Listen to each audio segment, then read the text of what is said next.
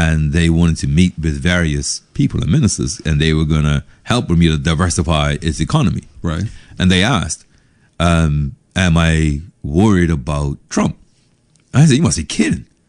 Trump? What about Biden? What about Harris? The Democrats always want to shut down Bermuda. Yes. Never the Republicans. Republicans make too much money. Right. They're all definitely not Trump. I said, if you want to know what does bother me, it's the EU, because England normally stops them. England is no longer on that table, and I don't know what the EU is going to do about us. Mm-hmm. So I was never worried about Trump over what we do here. This is what Trump does. Wow. Yeah, he does. Oh yeah, he shutting down Bermuda would be suicide for him politically. In fact, personally, not even politically. Politically, he'd probably get reelected. Personally, he'd lose every friend he has. I agree to that. So that's just on the tax saving part. Mm-hmm. We do have a major reinsurance sector, right? Yes. World leading. Mm-hmm. So I just sense that the whole international side of Bermuda's economy isn't something that's necessarily known by us, known by we don't walk around with this stuff in our head. Yes. The truth of the matter, I thought about telling you this or not, this or not. Right. There was a year that I was somewhat connected to the cabinet. Right. And I was called by, let me go back a bit. I don't know the exact, I want to say maybe 2003, 2004, 2002 maybe. Monday mornings, I would meet this gentleman for coffee. Right. A deep Bermudian, and when I say deep Bermudian, loved Bermuda. Still does. Right. Okay, Bermudian man. And he was about 15 years older than me and white.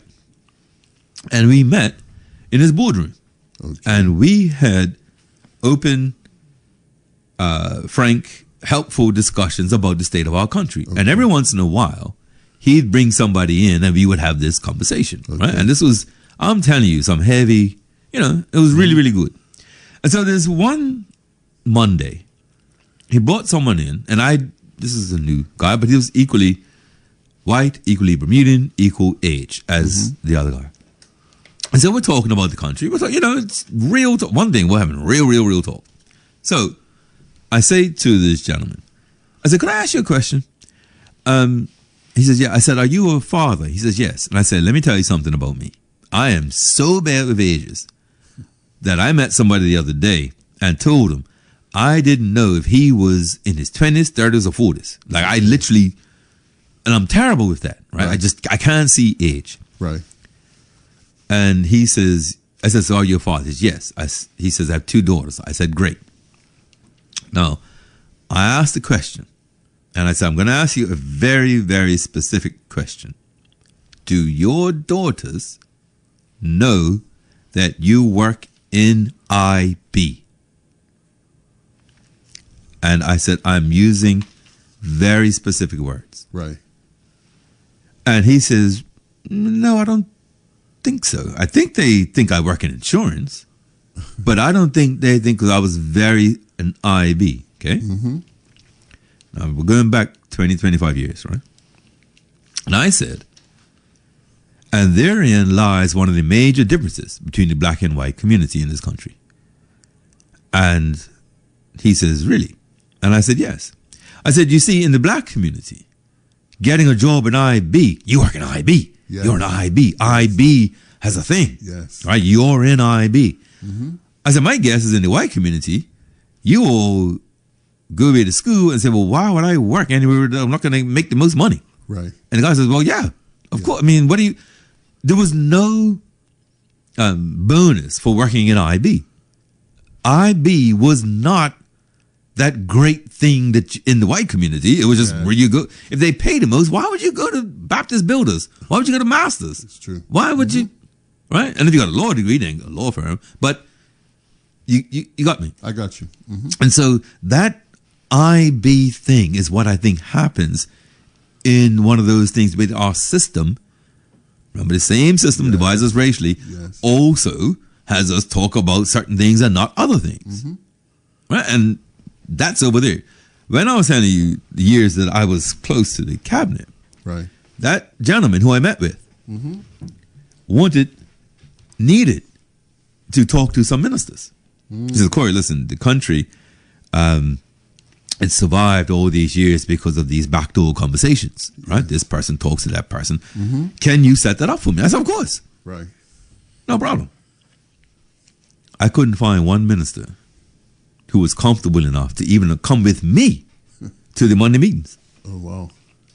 And so what was happening, the IB industry then looks for certain people who can go and speak to the government or whomever because they can't. So I'm going to start this by reading something from 2014. Hopefully this will... It's going to be some questions I want to ask you about. By all means, fire whenever you're ready. One, I just want to go into this with my mind on a certain level. Sure. The reason why, and in your opinion or your knowledge, what is the reason why someone would want to an international business company want to domicile in the Bermuda in the first place? Coming to that. So I'll tell you what, maybe then I was going to do this. That question. All right. There's two different ways to approach that answer. Right. I tell you what, let me read this first. Okay. And then, okay. I'm going to answer your question this way. But if I don't answer it or you're not satisfied, please tell me. Let me know. Okay. All right. So this is a 2014 article that I'm going to read. And what I'm hoping to do here, if you ask me, like, Corey, what did you try to do today? Because I don't know what you were thinking. What I wanted to do was to give people confidence and comfort with the international sector of Bermuda, because being Bermudian puts us in this scenario. Being Bermudian has us as the reinsurance capital of the world. I agree, being Bermudian also has people label us for our per capita income, and that per capita income is largely driven, or the high side is largely driven by international business paying high numbers to few people. And so the numbers are so high that when you spread it out across the workforce, hey, per capita or even across the population, it works out great. So I'm going to read this it's from 2014, so it's a bit old.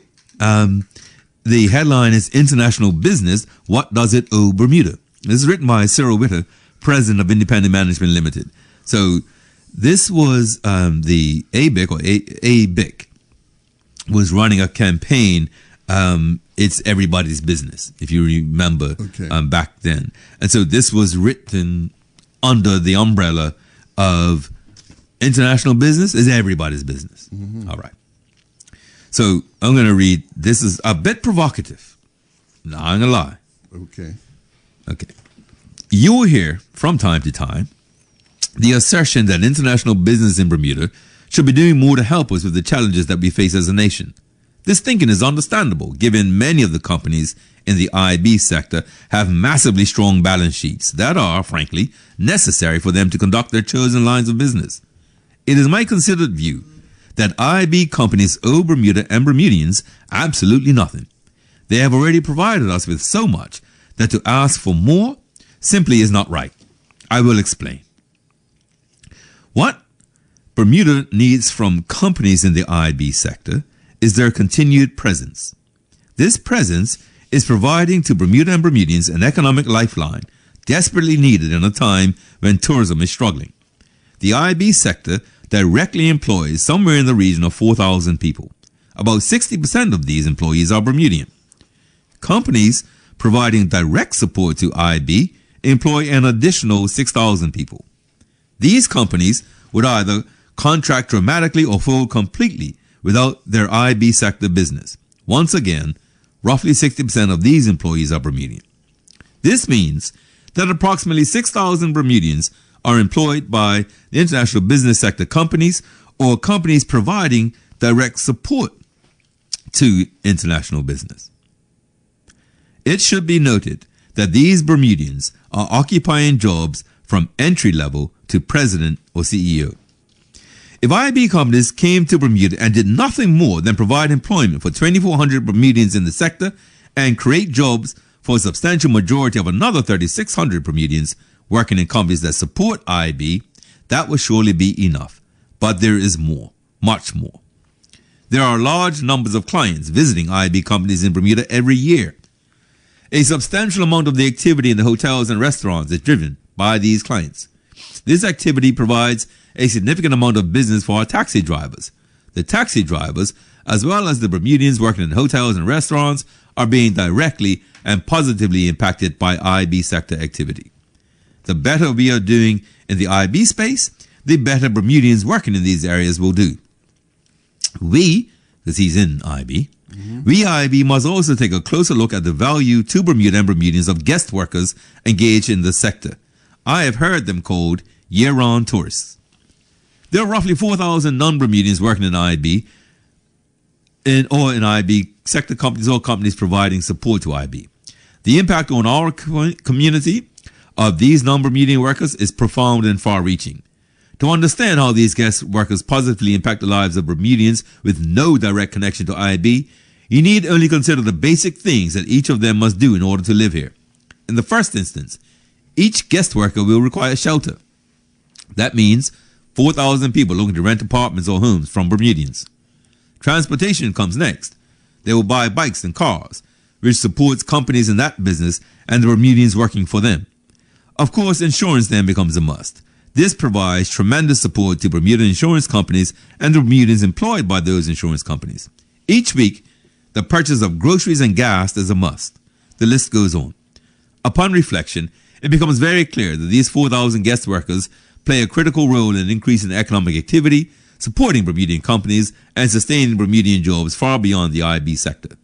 IB sector companies are, without question, doing their part to enhance the lives of average Bermudian. That said, it is important that we understand that Bermuda is competing for this business. There are other countries trying to entice Bermuda international companies to relocate to their jurisdictions, and to this end, we must be aware and looking to compete daily. Let me digress somewhat for a moment. It is asserted on occasion that the IB sector companies and their non-Bermudian workers are given higher priority than Bermudian workers. If one thinks deeply about the arguments laid out above, however, perfecting the presence of IB sector companies and their guest workers is in our self-interest.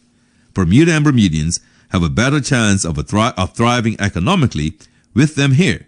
We must ensure that this engine that employs thousands of us and drives the majority of our economy is present and stable. While we attend to this fundamental Bermudian need, we can also go about the business of ensuring that Bermudians can maximize the immense benefits to be extracted from this smooth-running economic engine. The IB sector continues to drive our economy today. That does not mean that they should not do more. In fact, they most definitely do, giving annually in a majority way to local charities and causes. After all, most companies desire to be good corporate citizens. It is important, however, for us to understand what Bermuda and Bermudians really need from the IB sector companies. We need them to continue to call Bermuda home, providing employment and economic opportunities for Bermudians. That's said a lot. Absolutely. Now, that is somebody who works in IB. All right. He is a well thought out critical thinker. Okay, but there were elements in there that comes from his perspective. Of course. Yeah. Right. And I would say a politician reading that would also take some, not there's a lot of good stuff there. Yeah. But to say the entire business driving and not tourism is, again, this thing's not inevitable, right? Yeah. This is a choice. The government didn't invest. They didn't move. They didn't because of international business. It's the same way to close tech for Bermuda College. Yeah. I mean, it's thinking that everything's better then. Right. And now we have construction companies not hiring Bermudian tradesmen because what did we do? Well, look what greed's done. Greed's allow people to build apartments and everything else and charge international business employees exuberant amount of rent money, meaning that even the locals with the minimum pay can't reach that plateau to even look at the apartment. You got it. So on the other hand, there is a benefit, yes, to the country, but as individuals, we all have to value what does that mean for me. See, most capitalists believe in trickle-down economics. Of course they do. And so that was what that article was. So for a society such as Bermuda, how do we all benefit from this? Well, from what? This particular sector? Or yeah, what? From that sector. Well, you see, we haven't normally set up a national interest. Yes. Okay? So right now, yes, right, there's a rebate for corporate income tax if they donate to charities. Right. Well, I mean, I'm trying to be respectful here. No, picture, go for it. No. My language and thoughts on this one, it's taken me 6 days to get it where it's broadcastable. My point is, I said this simply before. I'll say maybe that's how I'll get away with it. Okay. If you're going to now say it takes 10 to run Bermuda, yes, and because global pressures put a tax on your economy, you're now going to earn 18. And you're like, man, I only need 10. So what you do, you go to the company and say, listen, you've been here a while, we've been here a while. We don't want to do this. You don't want to pay it. We're going to give you a tax break because we only need 10. You're going to collect 18. So we're going to give you a tax break and we're only going to collect 14 from you. Got me? Yes. How do we know it doesn't take 22 to run Bermuda? It's true. And the only way you know that is you have a vision for a different Bermuda, for a different system. Like I keep saying, we've wrung the liquid right out of this chamois. Yes. But the current political class, both opposition and government, do not believe that we need a different system. That's why we're talking about 2034. That's like you said last week. If we had an opposition, we wouldn't have a show. You know what things just keep on coming back to me. We talked about the social agenda. Yes. When things like that are taken into consideration, when we're making these decisions, we kind of have we can create a roadmap that would say, you know what? We're going to have less people falling through cracks. Mate, yes. We aren't used to it though. And there is no body, not nobody, like one word. There is no institution that is looking out for us. So what I'm trying to, let's work this out. Okay, let's do some real simple math. We're having a conversation, 2003, right. There's a general election. Yes. The PLP wins. Yes. The night of that election, the MPs, certain MPs, let the leader of the PLP know they will not support that leader to be premier. Okay. A long night, long knives, Alex Scott comes out. Yes. Now, he brings, like I said, Patty, ombudsman, social agenda. Hear me out. Why was he challenged at the next leadership challenge? Yes. Okay. Now, the challenge didn't say, I can do those three things better. It's true. Right? So those things that maybe would, the social agenda in particular, let's say, died a death. Okay? And that was within. That wasn't even a different party. If you want to see something worse, then it's the tourism. The tourism authority, this happened as well. And so the OBA, in its ultimate dog whistle wisdom, back then anyway, said, I will never forget this. We need professionals dealing tourism. That word professionals sent me because all the civil servants in the Ministry of Tourism and the Department of Tourism were professionals. They got paid to do a job. But when you want to use a dog whistle and you want to say something or be somewhat racial, you get to say professional, and that's what people mean. But let's look at this. So the BTA was brought about because tourism was too much of an economic pillar to suffer the vicissitudes of politics. And so it needed to stand alone. Gotcha. Okay. Well, the PLP government had in October published National Tourism Plan. That today is still relevant. Yeah. Okay, I mean, awesome plan. Mm-hmm. The OBA takes up office in January and completely disregards the plan. Mm-hmm. The very thing that they say the authority is supposed to do or not do. Yeah. Right? So why did they toss the million? You see what I'm saying? They gave it to office and did the very thing that they said, no, we're going to do this, so we don't do this. But you got to pay attention to these things in order for them to matter. Yeah. So on the economic stuff, while when you were pretty good about what, and like I said, above average, I would say, in terms of why people call us a tax haven. Right. But of course, that's not all we do here. Right. So there are two organizations in Bermuda, ABIC and ABEAR. Yes. And I thought I would do a little bit to just let people understand about ABEAR. Before you go into that, yeah, I want to thank you. This is a topic that I would say many Bermudians don't know nothing about. Don't even think about it. You understand? No, seriously. No, seriously. I'm being serious. No, because I thought when this came to me on Friday, I was like, man, you really going to do this? I said, I don't think we talk about this. Being Bermudian. It's important. Even I think of it one way, and then, you know where we're swayed? By opinion. There we go. And opinion isn't necessarily the truth. You understand? And we know that. We like. So, you know that saying, what have you done for me lately? Gotcha. Right? And this is going to explain it. Okay. Okay? Cool. So ABEAR, this is from ABEAR's website and ABIC's website. Yes. ABEAR, I just thought they have some questions that they answer. I thought, hey, maybe that's the way to go about this. What is reinsurance? Do you know what reinsurance? No, I do. And we are the reinsurance capital of the world. Yes. Right? So I'm going to read this. Okay. When disaster strikes, the public face of recovery is often insurance companies. Yes. Backing up these companies are reinsurers. Yes. Like their customers, insurance companies buy insurance to manage their risk, to keep prices competitive, protect their capital, and expand the capacity, keep market stable. They share their risk with reinsurance companies. Reinsurance works to keep insurance premiums low by allowing more insurers to compete in markets. So let me pause. Mm-hmm.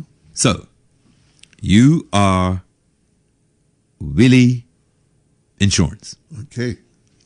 Okay. And you decide that you are going to offer, say, major medical insurance to Bermudians. Okay. Now, your thought is, how much are they going to pay me monthly or weekly? Yes. So that they are covered no matter what happens, and I make money. Yes. That's what you're going to be thinking. Yes. So in order to do this, you may look at the amount of road accidents, the actuary, all that stuff, and your client's age, their lifestyle, blah, blah, blah, and all of that to come up with a premium, right? Yes. But you don't actually want to pay out your money that you've earned from these premiums. Yes. So you go get insurance, right? Yes. You go to an insurance company and you say, hey, I've got 15,000 people. The ages go from 18 to 65. Yes. Okay, so you're working people. No retired people, and nobody's not working. Okay? When you take the average weight and average height and average motion, activity, how many doctor's visits they have, because we get all that as an insurance company. Yes. Put all of this in your AI actuarial system and give me a number that insures myself against claims from you. Yes. Well, that reinsurance company does that for Willie Re, Corey Limited Insurance, Glenn Blakeney Saves You Insurance, right? Yes. For all of those companies, they take all of those premiums in and then offer protection to the insurance companies. Yes. Bermuda is the capital of companies who insure insurance companies. Wow. Big. Okay? That's what reinsurance is. Why Bermuda? Bermuda is referred to as the world's risk capital, a nod to the innovation, entrepreneurialism, and leadership of Bermuda's insurers and the Bermuda government that has fostered the growth of this business. More than 40 years ago, the country emerged as the leader in the development and regulation of captive insurers. Today, it is the home of underwriting operations for more than 30 major international insurance and reinsurance firms. Aetna, Prudential, all those ones that you hear about. Yes. Okay. They will have a reinsurance company behind them that is probably headquartered here. The market has grown up in the last 20 years in response to the market needs for greater worldwide access to property and casualty insurance and reinsurance. Bermuda's reputation. Bermuda has led the reinsurance industry in developing a scientific approach to catastrophe underwriting, innovating to better serve customers, and establishing highly regarded enterprise risk management programs. Let me pause there just to explain. So let's say, Willie, you're going to take your billions and you want to go build a 5-star resort in Jamaica. Yes. My guess is the first thing insurers is going to do is think about Hurricane Melissa. Yes. Where are you trying to go? Where are you going? What's the modeling like? Well, we are the best at that. We are the best for the scientific approach to catastrophe underwriting. Okay. Us. Okay.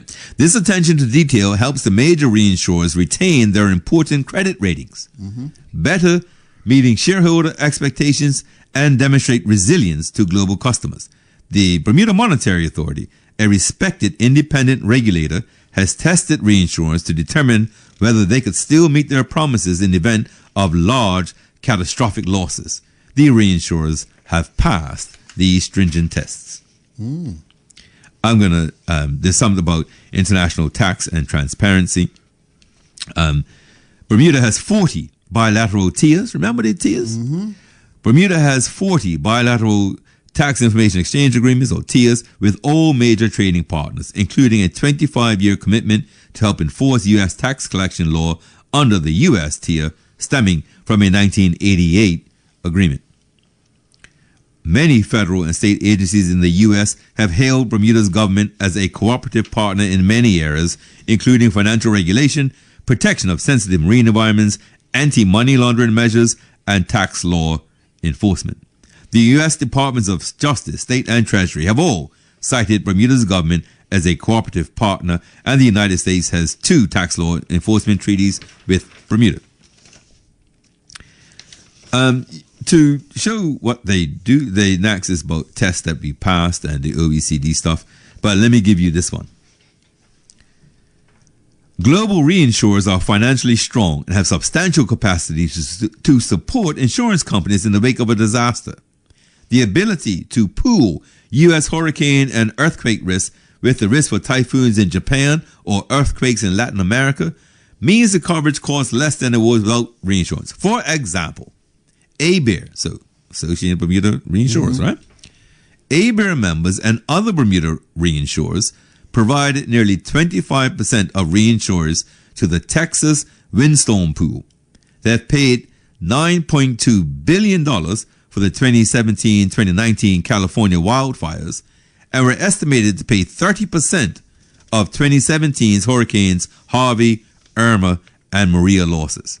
Even with record-setting losses, reinsurance is available because the market is so resilient and because the business model calls for global pooling of losses to achieve diversification. In fact, the market generally attracts more capital than it generates and has more capacity in spite of losses. And they're talking about how much Bermuda, they have a whole section of climate change. So all of the increases of environmental disasters that I think come from climate, Bermuda's leading the way for covering the insurance companies in those areas. Okay, I have a question. Can you explain to me risk management? So you put me on the spot here. So basically, outside of Bermuda, right? Give an example. Outside of Bermuda, a 19-year-old in Canada wants to insure his car. Yeah. His car is a 2.5 liter red car. He will pay a lot more than a woman his age buying a small Kia who's been driving for, right? Yes. So that risk, how they know that red car is more likely to be an accident than a white car, that's what. So all of that goes into the risk of insuring that company or that line of insurance. Okay. So in Bermuda, I can okay. One of the things that, and this is not outside of this, right? But I think I may have said this last week. An OBGYN told me that when he was becoming an obstetrician gynecologist, he learned, or he was studying in Chicago, right, in an inner city hospital. In the U.S., the doctor that delivers the baby is responsible for the health of that child until they turn 18. Yes. And yet, in Bermuda, I didn't even bother to read out infant mortality rates because they don't exist. So why is it that infant mortality, delivery, all of that stuff is almost non-existent, but the insurance premiums are so high? Okay. So the risk of a doctor in Bermuda doing something that causes a baby to pass is very, very low. Yeah. But yet their insurance premiums are very, very high. So that risk in that matter doesn't account. Outside of Bermuda, yeah, the risk is calculated by actuaries and all sorts. Oh, this big business. Math. Oh, definitely. So that's ABIC. Those are reinsurers. ABIC, they're different. And, you're hearing me stole because I think maybe ABIC that was a cool conversation. ABIC, strap on. Okay. Okay, put on your seatbelt. Gotcha. All right. In fact, I'm going to do it this way. I'm actually, I went on ABIC's website as well, and I have some stuff here to read, but I'm actually going to read this in a different order than it's going to their site, because if not, you and I, we may be looking for the grassy knoll when we go outside. Okay? So, ABIC is the Association of Bermuda International Reinsurers. Okay. ABIC is Association of Bermuda International Companies. So everybody who's not a reinsurer. Right. And not even every reinsurer is in ABIC, but these are, to your question, why might somebody incorporate in Bermuda or domicile headquarters in Bermuda? These are they come under ABIC. Okay. Okay. So the Association of Bermuda International Companies was formed in 1971 as the International Companies Division of the Bermuda Chamber of Commerce, with a mission. Through partnerships with regulatory, government, and professional organizations, we promote and preserve a sound business environment for international business and the Bermuda community to ensure that Bermuda continues as the business domicile of choice. In 2001, given the dramatic growth of the international business sector in Bermuda, ABIC was incorporated as an independent organization to better address the needs of its members. Our membership of more than 110 international companies contains virtually all the companies with a staff presence in Bermuda. They represent the diversity of the industry, including insurance, reinsurance, financial services, trading, shipping, and investment companies. ABIC is managed by a board selected at the AGM. And ABIC takes social responsibility seriously and is a substantive contributor to the Bermuda community through the ABIC Education Awards. Our members contribute funds to enable local students to pursue higher education abroad in international business-related fields. The award scheme is needs-based and has been in operation since 1977 and has supported more than 700 students. ABIC is a founding member and assists with the management of BermudaScholarships.com. This website simplifies the scholarship process for students and donors. ABIC also developed and supports a curriculum for the middle schools on the Bermuda economy and the importance of international business. We support the Virtual Enterprise International Curriculum at Berkeley and Cedar Bridge and share career information with the students at both schools. ABIC supports diversity, equity, and inclusion programs with our members with a CEO roundtable discussion of DEI topics, bi-monthly information sessions, and a DEI library for HR managers and surveys. This is the last section I'm going to read from this, Billy. Okay. Coming up. Yep. And just understand, you and I are mates. Yeah. I know. And so just remember, we're on the same side, and I'm reading. Reading. I got you, man. No. So when I say we, I'm reading From ABIC. Yes. Okay. We're straight, right? So these, yeah, okay. Got you. I got it. Okay. The Association of Bermuda International Companies, ABIC, is the voice of international business in Bermuda. We have supported significant changes to immigration policies, making it easier to manage your business. We worked diligently for 7 years to eliminate the term limits policy. More recently, we chaired a stakeholder committee of business associations and unions to rewrite the work permit policy. And last year, we worked with the government to finance the improved efficiency of work permit processing. Shall I continue, or do you have a question or two? I'm not mad.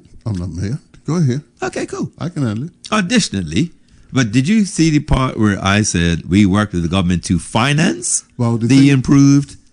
Just like I was saying earlier, it's the influence.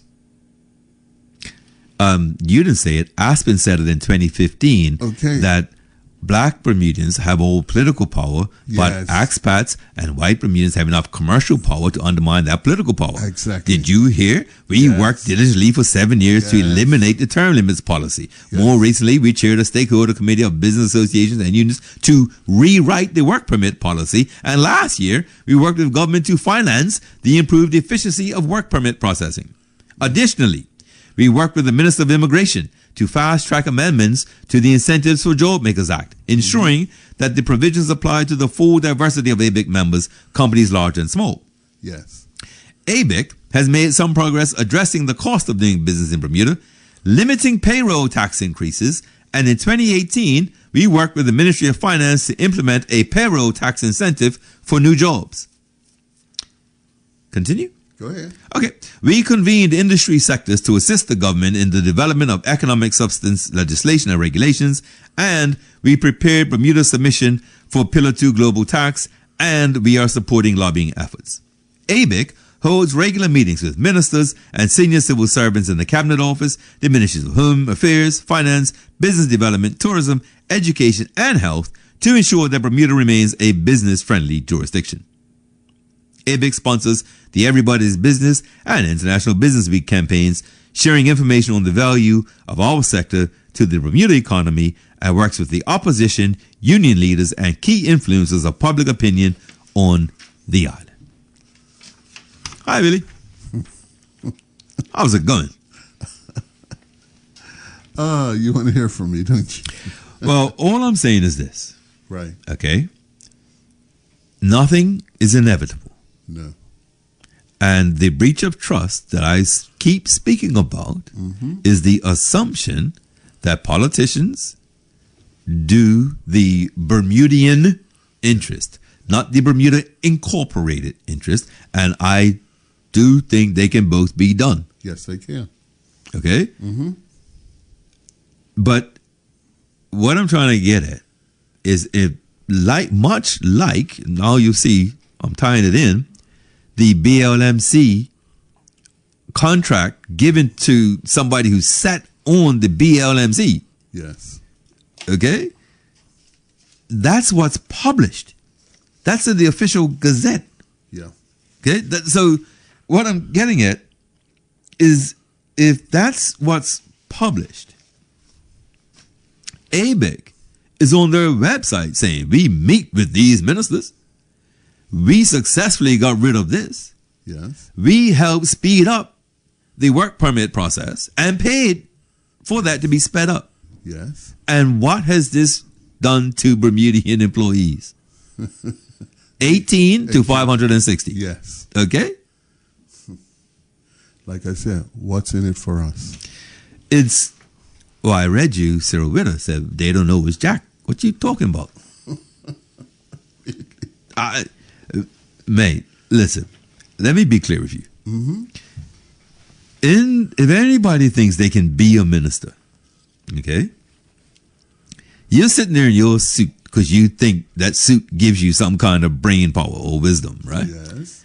And ABEC, who you know represents, I don't know, call it $500 billion a quarter, Yes. comes to you and says, hey, we want to do this.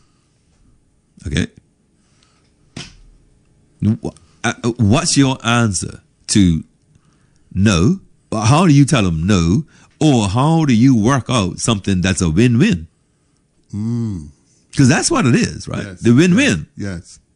And so if you don't know the stuff we talk about on this show, if you don't have the demographics in your head, Yes. if you don't realize that the new jobs that comes out for 2025 is either going to show negative Bermudians in the workplace Yes. or something, if you don't know that, then how do you extract anything from the ABEC representative?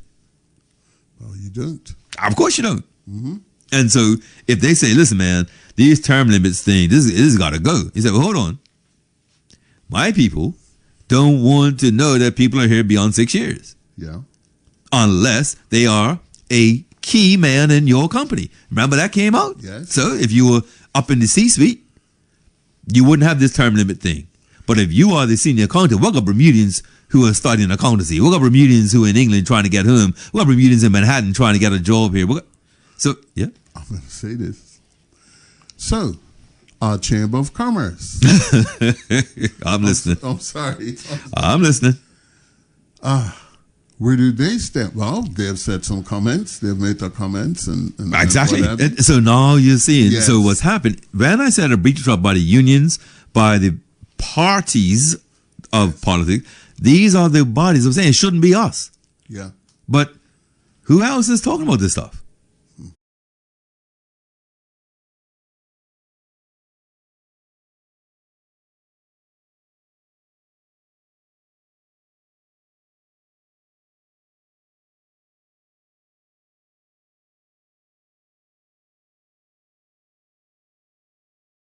Everybody lobbies. Well, not everybody.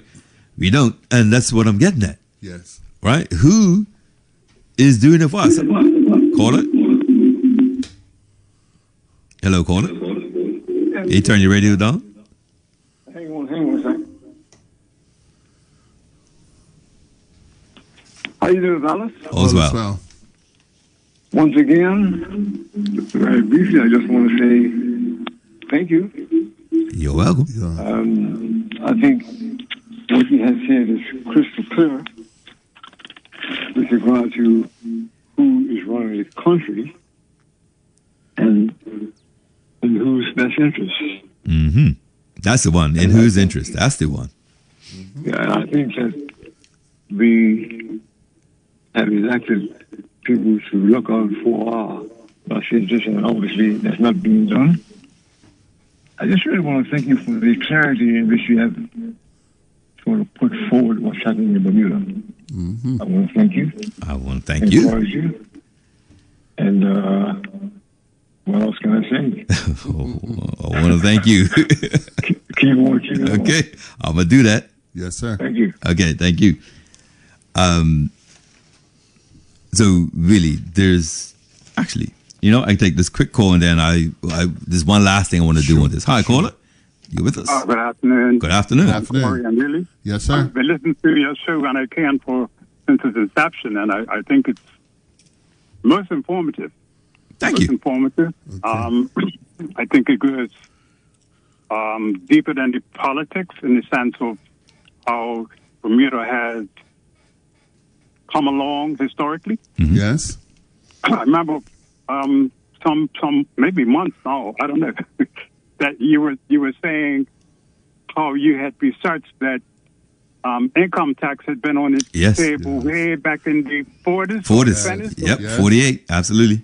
Yeah. And I find it interesting, that in looking for a fairer system, that they were talking about it back then, but it's sort of quiet now. I find it very interesting. I don't find it as something that has evolved from that point of view. I could. Woman, sorry, sir. I'm just checking to see if I picked up No, the last minute I didn't. I put it down. But I can tell you, 2013, it came up where it wasn't even the Tax Reform Commission. It was the Fiscal Responsibility Panel of 2013. And they recommended income tax.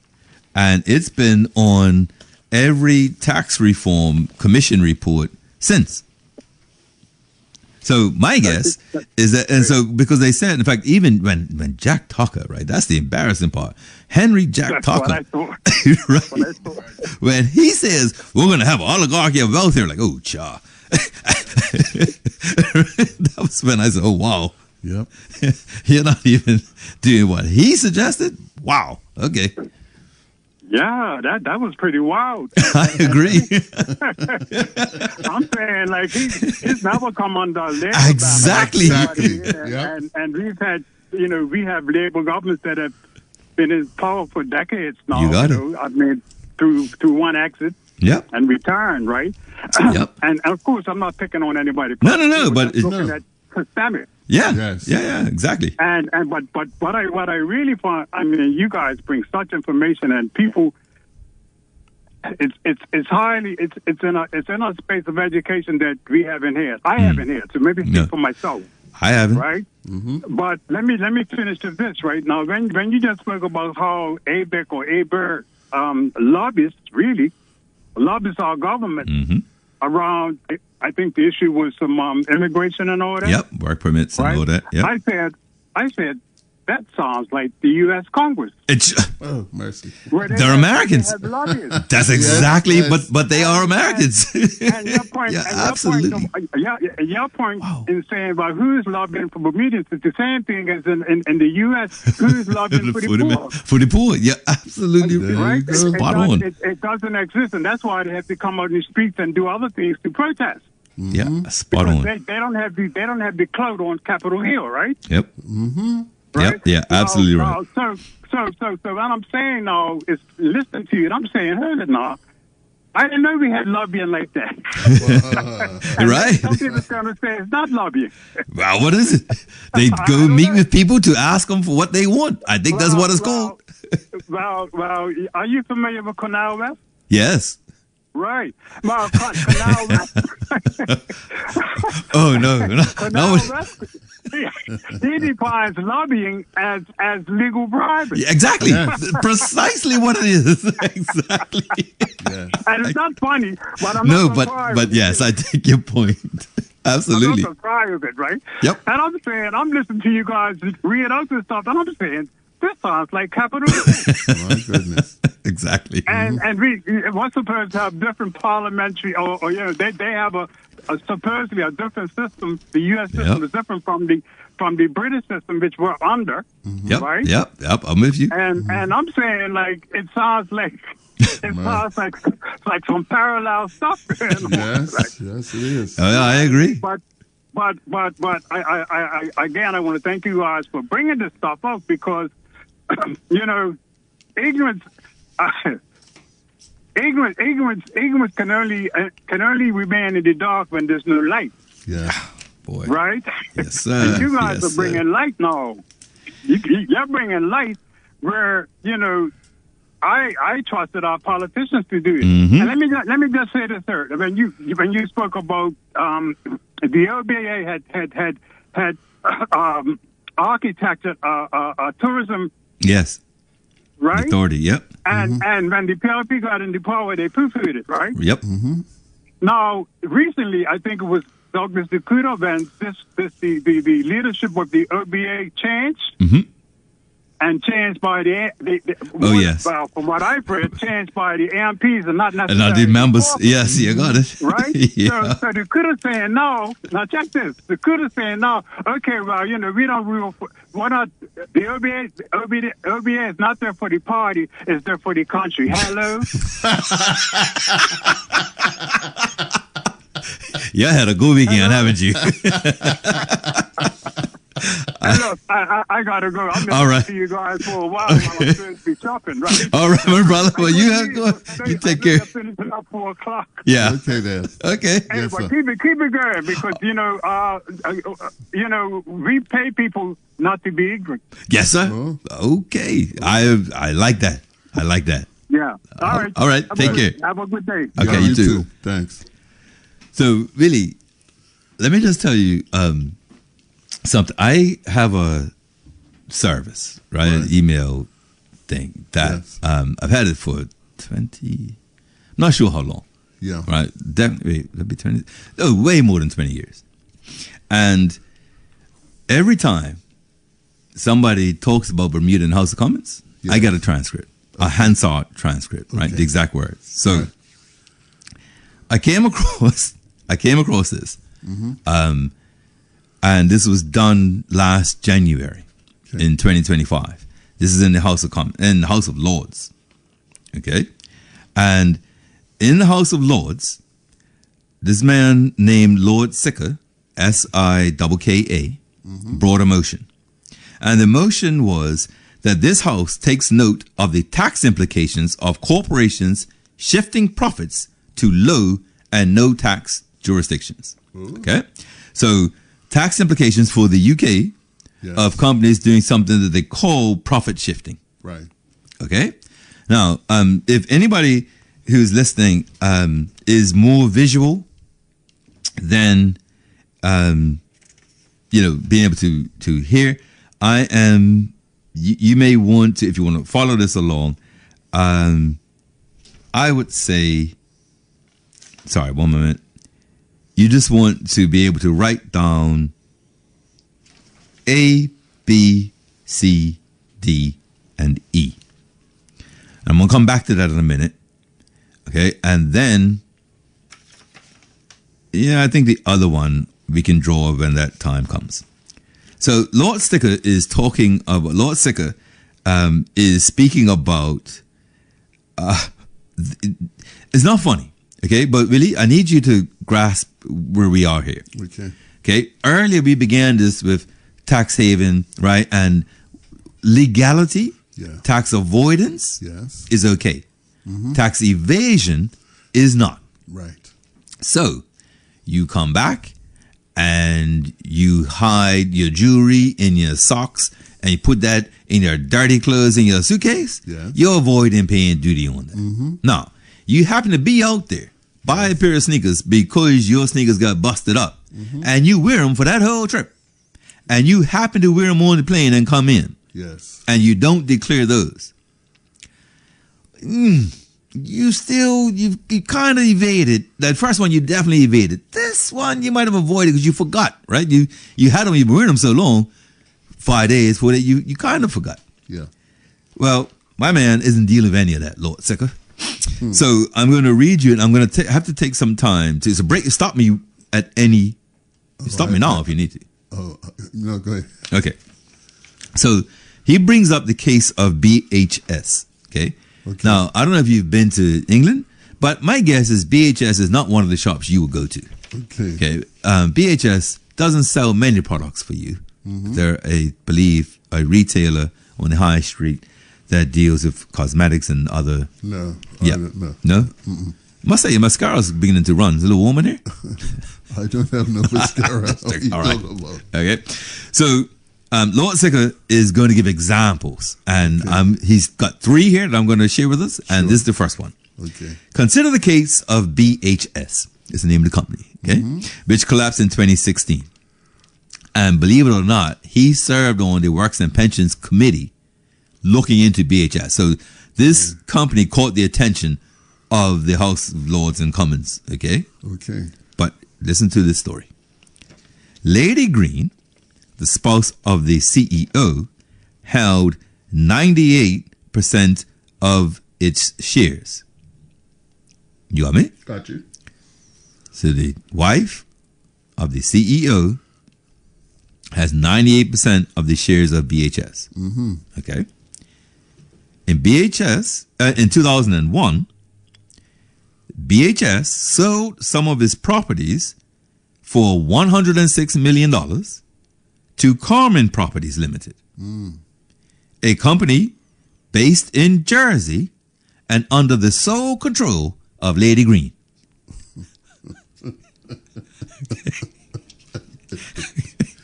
Okay. Hold tight.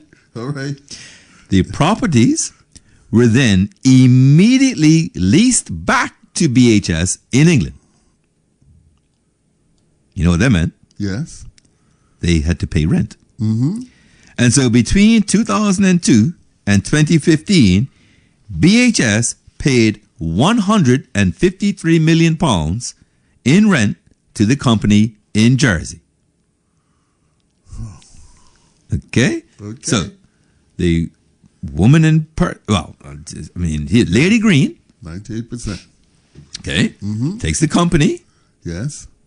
and if you will, buys, but probably doesn't, right, the properties for a Jersey company. Yes. So that Jersey company now owns the properties. Yes. Well, BHS needs to operate, right? Yes. So they got to pay a rent to the company to stay where they are. Yes. And in 12 years, they pay like $153 million in tax to the company that the spouse of the CEO owns, remember, Surly.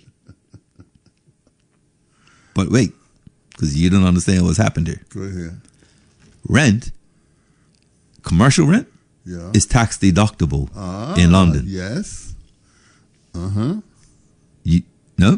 Yeah. Therefore, the tax bill of BHS was severely reduced. For all the other, the payroll, the whatever other taxes, Yes. the overall tax was severely reduced because they get to claim $153 million in rent over 12 years. Yes. And then the rent paid in Jersey, there's no tax in Jersey. The profits of that company were then paid back to Lady Green, who is resident in Monaco with no tax. Through this transaction, BHS was able to manufacture a tax-deductible expense, rent, Yes. and reduce its tax liability. Lady Green received dividends on which no tax was paid to the UK or anywhere else. Did you follow that one? More The money. person, right, with the shares, Yes. incorporates a company, this Jersey, Yes, nothing yes. to do with us. Yes. Okay? And then Jersey says, we'll lease you those buildings, Yes. right? Here's rent. And so they're now paying rent to the CEO's wife, right? To the company earned, and there's no tax on that rent. She controls all of that money. Yes. Wow. Okay. Let me just see something. This one, I won't do the second example. The second one is a little technical. This next one is a little easier. And all I would say, I'm going to take a call, but if anybody wants to follow, like I said, the visual thing, Right. you want to either draw a banana or draw a line. Okay. Okay? And I'll then tell you how we go from there. But this is the story of bananas, Willie. Hi, caller, you on the air. Good afternoon, gentlemen. Good Greetings. afternoon. You covered quite a bit. My opinion is too much for a guy like me to absorb and be able to call in and talk about. Okay. Because, yeah, I mean, you went from graveyards in St. David's to right now you're going over in England, and it's too much in one show. But what I want a clarification on is how could we have BLDC and Redco amalgamated and 7 board members and nobody from down the East End. So Four PLP MPs on it, and none of the MPs from the East End. no, I agree. It's my party. I'm going to CC tonight, and I'm going to question that. Yeah, it was. But guys, look, I'm pleading to you guys again. The doors of Lasco Hall is open to you. Open to you. I got to send you a message. I'll just put it to you like that. I got to send you a message. I had an interesting chat this morning. I'll send you a message. Okay. Okay? Okay. All righty. All right. Take care. Guys, look, keep up the good work. All right, we're going to try that. Yes, sir. Okay. And hey, Yep. keep warm. Oh, that's for sure. It's been hailing on this side. Yeah, it was hailing in Taunton. Yeah. Taunton so warm. I was shocked. It was hailing. I was coming on Reed Street Extension. I mean, hailing. Yes. Yeah. Yep. You know Okay. something? Okay. Before you go, right? We do owe you Yeah. a visit, okay? I got my passport, so we do owe you a visit. Well, look, you got that from a guy that I got to check in too, because he didn't get permission to. I was about to say, I don't know who you got permission to issue them from. my God. Exactly. I didn't want to say a word. Billy, that was all on Billy. You know the deal. Okay. I didn't see the stamp. Well, he hasn't put nothing back in the community to be allowed to do that. I'm at work with it. So we'll have to have some type of visa plan or something. But Be careful how you say we, Billy. I'm like Lone Ranger and Tonto. No, We well, who, Kemosabe? I'm asking the mayor right now. Hey, you ever heard that story?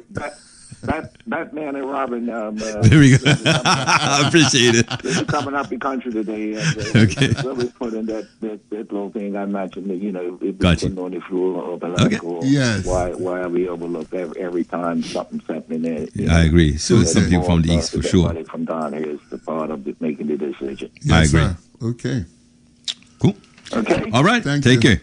All right, guys. All righty. All right. Okay.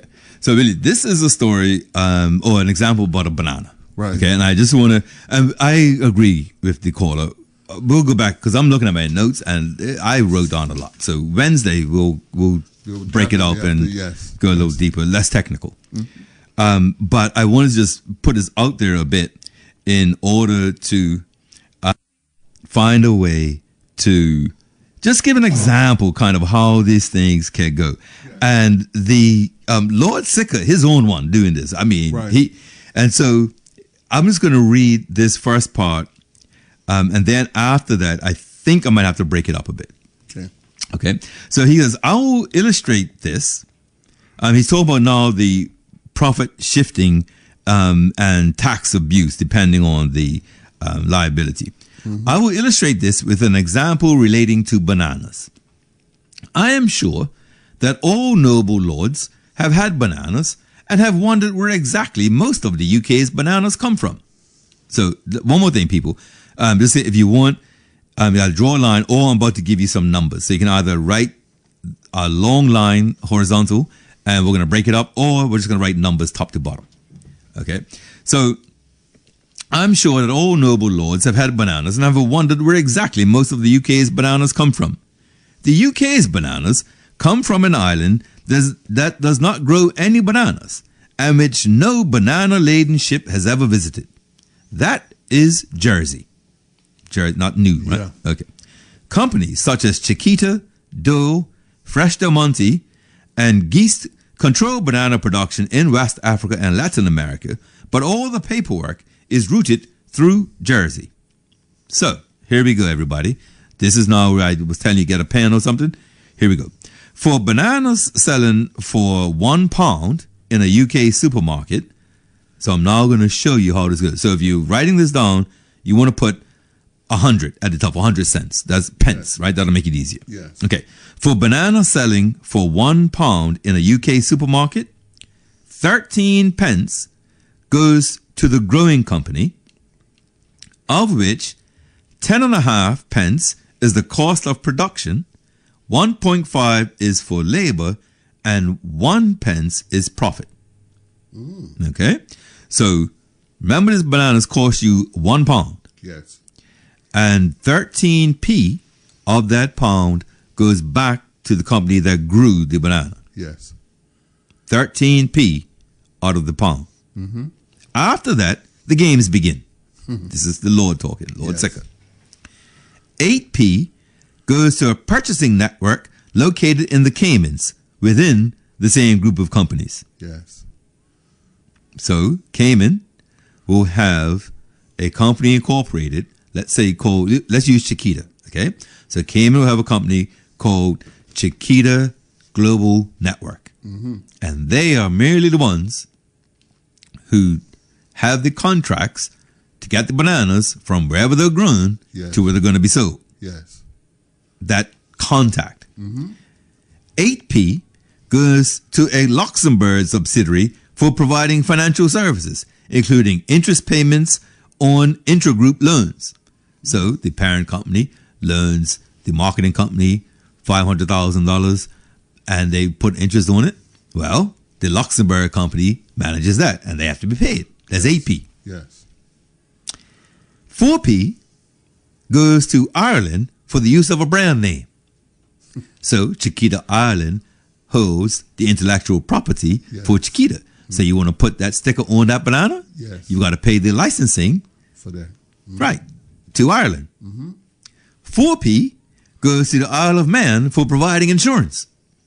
You got to have insurance on your shipment. Yes. And so Chiquita Insurance Isle of Man will provide the insurance coverage. Yes. 6P goes to Jersey for management services. So, of course, Chiquita, in order to keep everything flowing, somebody's got to be in charge. Yes. Hold tight, Willie. Yeah. And the remaining is 17P left. Okay. 17P goes to Bermuda for providing a distribution network, even though no ship ever visits there. Okay. Okay. By the time the bananas are unloaded in the UK, the 13 pence worth of bananas magically has a cost of 60p and is sold in the supermarket for £1. The supermarket incurs costs in selling those bananas and will eventually declare a profit of 2p, which, if taxed at a rate of 25%, will yield half a penny for the chancellor out of the £1 that the customer has just spent. So, 47 pence of the profit made from the UK customer is booked in a low, high, or no tax jurisdiction, and those profits are not taxed anywhere in the world. Wow. Almost every multinational company is engaged in this type of profit shifting and tax abuse. I used to work for an oil company. Another day, I can give maybe house examples of what the oil companies get up to. So, the vexed Right. because a banana's grown, say, in Ecuador. Yes. Okay. And to make a profit, they have sold that banana for 13p. Right? So 13p takes care of the workers, electricity, water, packing, whatever, right? Yeah. Growing and packaging that banana. 10.5p is labor, Yes. 1p is profit, 1.5p is shipping, or whatever it is, right? Yes. 13p. Wow. But that banana's still there. Yeah. Now you got to get it to the UK. You just look at shipping, right? Oh, how much it's going to cost to take 100 pounds of bananas to the UK? 1,000 pounds of banana? Yeah. No. And so Bermuda, in that example, got the most. Right? 4p went to Isle of Man, 4p to Ireland, 6p to Jersey, 8p to Luxembourg, 17p to us. Okay. So let me so what I want to give you a simpler example. When I saw this, the reason why this stood out Right. was because when I'm talking to potential, I've been in meetings sometimes with, Investors. yes, potential investors. Yes. And when they have asked what it is about Bermuda, why do people, the question you asked, why would somebody incorporate in Bermuda? Yes. Well, fortunately for me, most of those people have operations in the Caribbean, in the US, in Canada. So it made sense to have, or I advise it made sense to have a company in Bermuda, Yeah. given, so I didn't have to mention tax. Just, Yes. so many companies. Yeah. Hey, you might as well have Bermuda one here. Yes.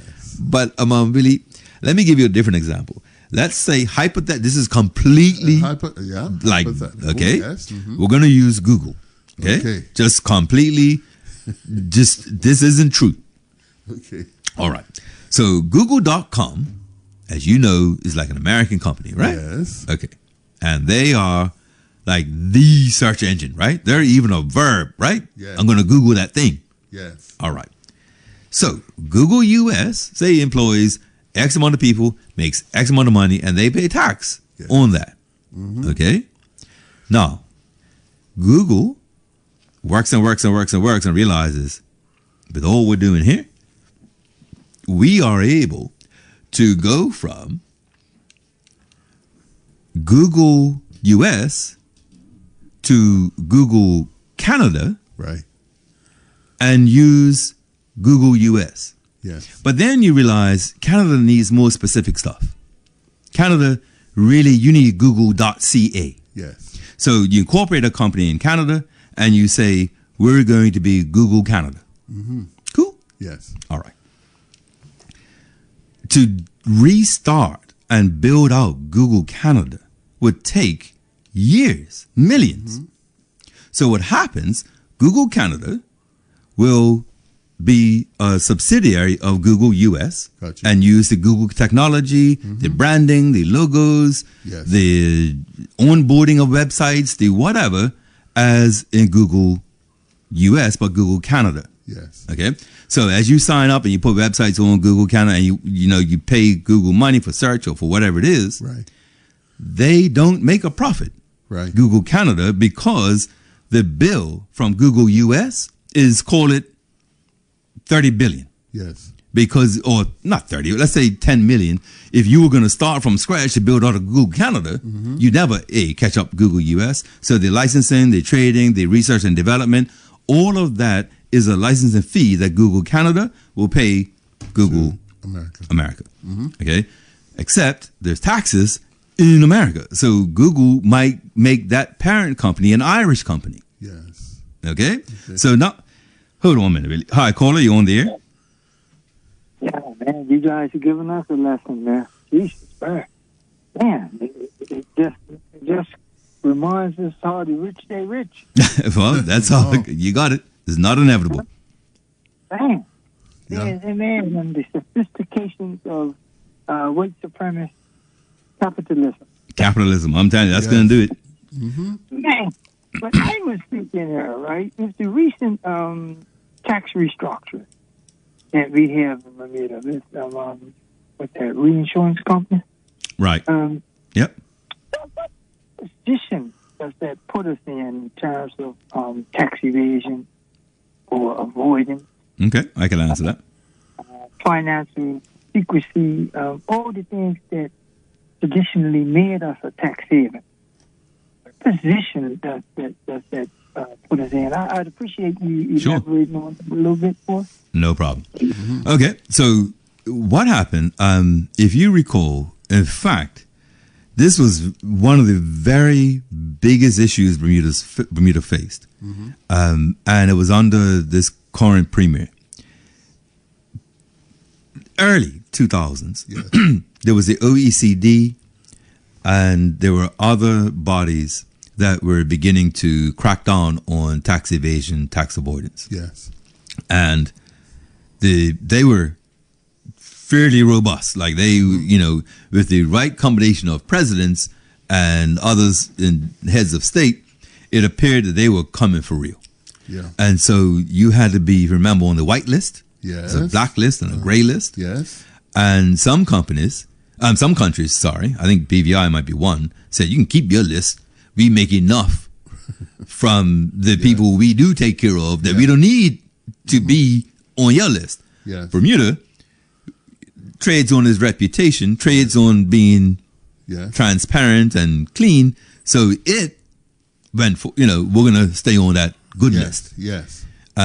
There was a period when we dipped into the gray. We were put on the gray list for a period of time. And that was my understanding, what I was told, that when these things came about, there's a committee of Bermudians and I guess non-Bermudians who sit down and they talk and they fill out the forms and do the paperwork and keep us going. Yes. if you go back to 2017-18, you'll see there was a picture of that committee meeting, and the next time you saw him was when the thing had been submitted, and then Bermuda got in trouble. Right. The committee was stump. They were silent. They didn't say what they got wrong. Right. The assumption, in my opinion, was that they didn't make something. They didn't get it wrong, that it was something else. Okay. But that was that. I don't know. But that was that gray list, the OECD stuff that we were subjected to. Mm-hmm. Right. So I would think all of those fights, say from 04, 05, 06, whenever it was, the right parliaments, the right lobbying. There was one group, Transparency International, I think they're called. And they would lobby at G7 meetings and G, right? They were always at it. And so this new corporate income tax has come about that is global and due to apply to multinational corporations, no matter where they are. Yeah. Given our register, I brought it up on here. So the corporate income tax is going to, I think it's at about $175 million in a year. Right. But in addition to that, both the government and opposition agreed, there was literally no debate, on the fact that companies can get a rebate if they donate to charities. Right.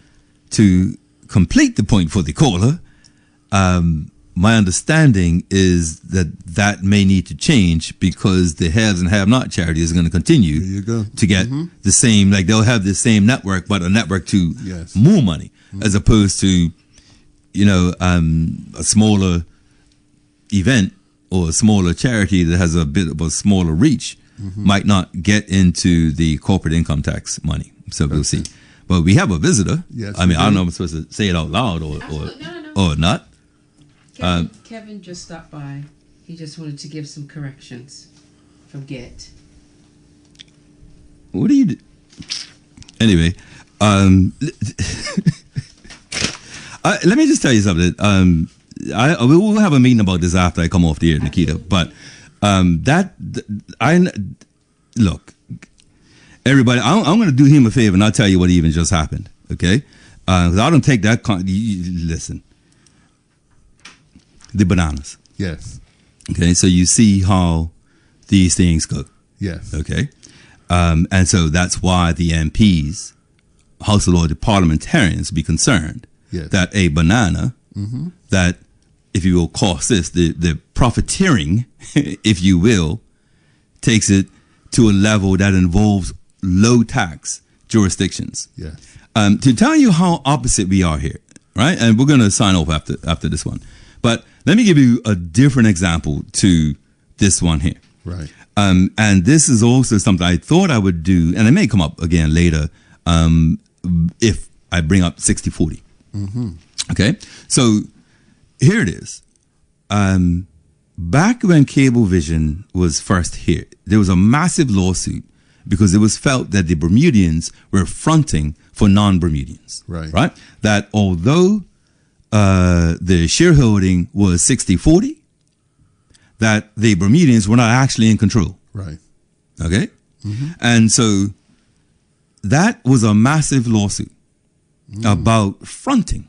And there have been other times where non-Bermudians could only buy a house over a certain annual rental value, and some Bermudians were purchasing those in advance for the non-Bermudian. And I remember Colonel Birch big on that one, on fronting. Yes. Okay? So that was that thing.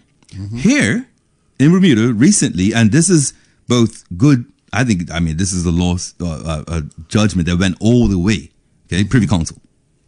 So it was Walker's law firm. Okay. A law firm called Walker's came to Bermuda, and the Bar Association would not license them to practice law. And they said that they're actually controlled by Walker's England. Right. That they're not actually a Bermuda company, that the 60/40 rule of Bermuda is being exploited and manipulated because, and I'm not going to get this exactly right, but the Walker's England determined the color scheme of Walker's Bermuda. The pay scale for the lawyers. They got to say on who was hired and who was not. Right. They set everything. And so the bar says, obviously, and then put, just like I was saying about Google, a $5 million liability on the Bermuda company. So, the opposite of what we do to people, right? The Bermuda company couldn't have earned a profit owing England Walker's $5 million. Right. I mean, it'll take some time to get a profit, but I don't think Bermudian law firms starting out are clearing $5 million profit, right, in their first year. So it was going to take some time, I would imagine, to pay back that $5 million. Okay? Yeah. So the Bar Association would not license them to practice. Right. And it went to court. At the Supreme Court, it was found that, and about the 60-40 rule and that being a breach or not, Right. it was found that the breach of 60-40 whatever wasn't relevant. Right. Okay? That then went to the Court of Appeal. At the Court of Appeal, it was found that the Bar Association was correct. Right. Okay? So at the first, the firm wins, then Court of Appeal, the association wins, and Walker's now goes to the Privy Council. Yes. Okay. The ruling that has come out and that has severely either reinforced or has, so either like reinforced with rod and lead, or has opened us up. It depends on how you want to go about it. Right. But the House of Lords held as long as the shares are 60-40,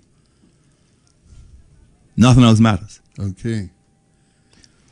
Now, the 180 in that, complete 180, is that the Cablevision case said, yes, the shares are 60-40, but the control is with the Americans. Right. Walker's holds, as long as it's 60-40, Yes. that's all that matters. And so what's happened now is that as the opposite to these companies putting a debt on the company's events that are not profitable, Right. there is no tax here. So Walker's in any event, so Walker's is here today.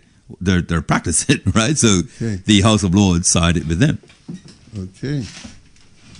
There you go. So we'll probably do this again on Wednesday, right? But I did want to do a little bit about tax evasion, tax avoidance, and just because we're Bermudian, Yes. right? And these things are done in our name, Yes. right? So if we travel even from Bermuda, that tax, the triangle was one thing, right? Yeah. Oh, that tax haven, and we can say we're not a tax haven, Yes. right?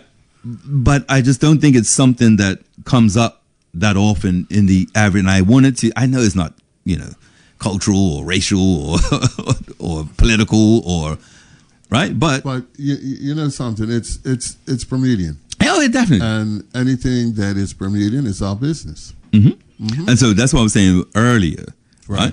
On the conflict of interest or ethical or saying or whatever, like all of that. Yes. Now, look, this is what I'm saying. This ties to the global level. Yes. Okay? But like the woman from BHS, right? She was the major shareholder, Yes. sold the buildings to herself, Yes. then charged the company rent and collected all the rent herself. Like she must have been getting dividends as a shareholder, the 98% shareholder anyway. Of course. That's far. Yeah. You know? Far. Let's take our last caller, Billy, and then we got to get him up and out of here. Hi, caller. You're on the air. Yes, good afternoon. Good afternoon, Mr. Corey and Mr. Willie. Yes, sir. Been waiting for you, listen to your show all the time, and every time when it comes on, I take a big breath because I say, oh, man, what is going to be revealed to me what my party has promised that they ain't done yet. Anyway, what I would like to know is that, and I also concur with my boy David said, yeah, it was last a whole book by you. And when you get in, is it any way? Is it a way that damn crazy laws that they put up, like allowing the foreigners to stay here and give them? Is there any way that all that stuff can be reversed, or is it in there written in gold and can't be reversed? No, I think That's my the old laws, unless the one thing that I think did not work in the past, I remember, and I may be wrong about this, but I do recall there was going to be a sort of mass, I don't know, deportation, what the word is. And there was a lot of concern or expressed concern for the Portuguese children who had no tie to the Azores, had never been there. Their parents had them here, but they had no right to be here. All I'm saying is that I believe that the power to do that and take that away must mean that there's power to do it all. I actually think that it's not so much the taking, it's the knowledge, right? So even for me, I read quite a bit of stuff. I read stuff today, or I read stuff that brought today that I did not know was going on. So that term limit policy, I thought, like I was saying, that there was a key. If you were the CEO, if you were up in the top levels, then you didn't have to worry about necessarily leaving and your company's continuity will go on. However, that's not the case. They abolished that. Right? And so I think also the job makers incentives and some things, I think what's happened, it may not even be IB, because really the haves and have-not situation in Bermuda began long before IB came here. And those businesses, the banks, the law firms, Belco and Telco, I mean, that was, to me, Belco is the capitalist dream, fantasy. They would have never dreamt a Belco could happen. Imagine a company, right, that sets up in Bermuda that is so rich and so poised that no matter what happens in the country, every new house, every new shop, you're going to earn money, no matter what. Okay? Definitely, no matter what. But then you don't have to spend a penny upgrading because there's no obligation on you. And so the engines that Belco was using, that HFO, was at the point, there's a point in this millennium when Bermuda and I think Lesotho in Africa were the only ones even using heavy fueled oil, that HFO. So when I would think, why wouldn't they invest in their equipment? Why wouldn't they upgrade? Why is it we have so much sun and no solar? If you are a shareholder of Belco and you have 30 dividends that give you $150,000 a year, do you really want Belco to reduce its income and then your dividends go down? No, I'm just telling you. And so it's happening now, right? They got a new owner, Canadian, and look what they're trying to do, right?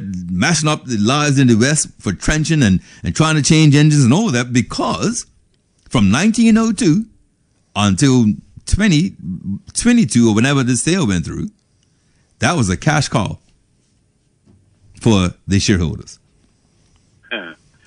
So why are you going to mess up your cash call? Look. Yeah. I got you. Look, exactly. The reason why I'm so concerned I jump on you about being in the party is because I know you set a date at 2034, you said? Right. But I got 2 grandchildren that's in England, and they're thinking about not coming back. I got you. I got another one in Berkeley. Don't let him do that to you. Yes, man. Don't let him do that to you. Do not let him do that to you, Cole. Come on, Billy. Come on, Billy. Just give in. Okay, right. I want them to have a chance to bite this apple before it's done. Like, you know. No, I definitely hear you. Yeah. You got me. See what I'm trying to say? Definitely. Mm-hmm. Yep. No, and I do, and I think you know. That's goal, and you got to do what the Lord has set out for you to do. It's showing you that the people want you, and thank you for everything you do, and I can continue to listen. But please, man, we got to do something as soon as ASAP. Yeah. Okay. All of us come together, even if all these people that agree and disagree with what they're doing, if we all came together and hired a lawyer, and that lawyer only costs $100 a person, I'm sure we are willing and ready to do it, if it's possible to do. I'd like to sue them all that lied to us. And goodbye, Premier. And again, I'm going to say, have a nice day. Thank you very much, brother. You have a good evening. Take care. All right, Billy, it is 4:32. One more. What? Hi, caller. Billy said one more. Billy, I'm glad you did. Oh, no. Okay. Billy, you... Well, both of you, Corey, I'm not going to give you no smacks. Oh, okay. Thanks. Thanks. Because I was going to say, because really, I mean, he picked like the best switch. You had to go outside and get the switch. He said, "Now, which one's gonna hurt the most?" I'll go back and get another one. Yes. Thank you. But Corey, Hi. I'm gonna just share a little bit with you today. Okay. I called to speak about something else, but Corey, you guys are taking me back. And to tell you the truth, you are making me miss a lot of my girlfriends that's going on, right? We girls used to be into all of that and all about the working and everything and making things right with our union and helping our union. Mm-hmm. And just to see what state it is today. And for you to bring in out a lot of stuff is very emotional and very educational to these people that didn't know what really went about. Wow. I mean, an awful lot. And Corey, what kind of tea you like? Because if you don't be careful, what kind of tea we're going to bring you? I get But you can't help it, Corey. No, I know. That's what I was going to say to you. I don't know what. You know me anyhow. I know. I was just going to say, I don't know what I'm supposed to do there. But our ancestors. That's my point. I can't do different. And Corey, and that's another thing. I just called tail end of you speaking about the graveyard. I really think, Corey, a lot on your great grandmother's side. A few of our ancestors were buried down there where they were going to try to dig up down Tucker's Point. Okay. To that graveyard. And Corey, I don't know if you have those papers, but it's a lot of saying there about Tucker's Town, and it's our ancestors, okay? Yes, ma'am. Yes, cause. Corey, on Thursday, I came in tail end when this young man, I don't know what it was quite about because I had just come from the reception or the funeral. You just went right off and I tried to get you. When he was speaking about how if the old people were to get out of the way. Now, I don't know if you remember that. But Corey, let me share something with you. I feel very displeased with what he said. You know why? Don't try to label we old people as Definitely not. old. I'm trying to think. I'm trying to remember.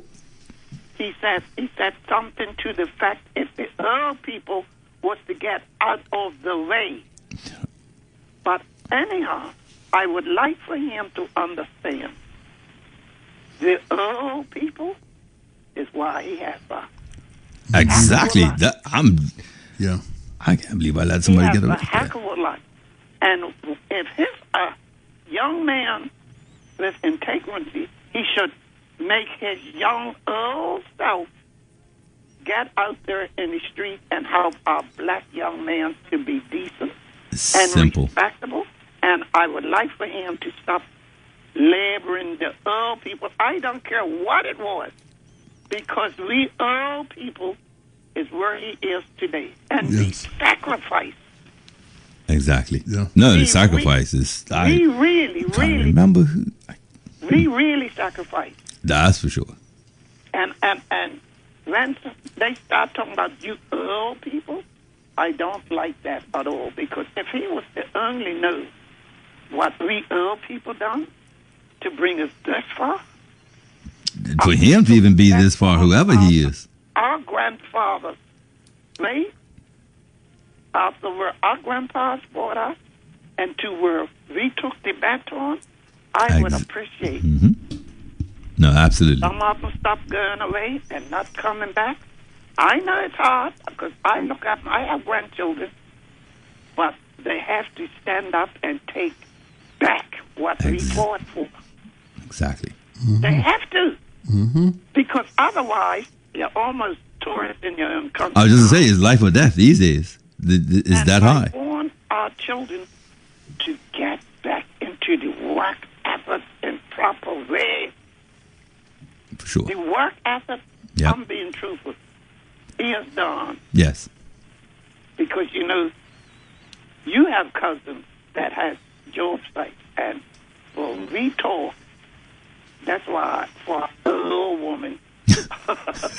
Stuff you know. Okay.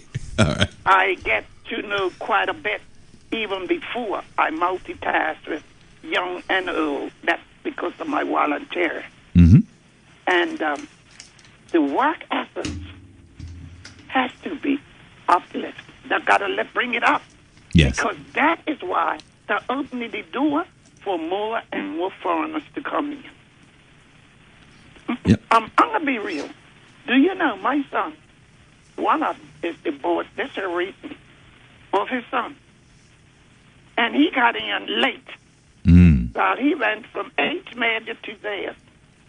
And the boys did not realize that was his son all this time. Oh, wow. Because my son was the boss there. Well, did he give him a good telling Oh, sure. And then the guy said, man, that's your son? And you go off on it? He said, yes, I did. He won't do it again. We let him off when you do it. And then you realize, no. If he's got an appointment or he's running late, he could text me or call me. Exactly. That's the proper procedure. The other son, he fired his son for over a year. Trust me, but I've only been fired. And that's no joke. I was only fired once, and Trenton D.E. Butterfield was the one who fired me.